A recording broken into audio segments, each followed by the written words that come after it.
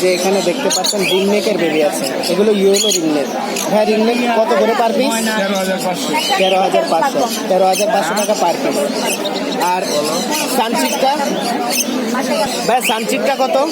13,000। 13,000। আর শানকুনুর? হ্যাঁ, শানকুনুরের বেবি কত? 13। আর lorry? Lorry 12। 12। আপনারা যারা এই পাখিগুলো নিতে চান দিয়ে দিচ্ছি ভাইয়ার ফোন নাম্বার বলেন। 0191 0191 4291 4291 297। 297।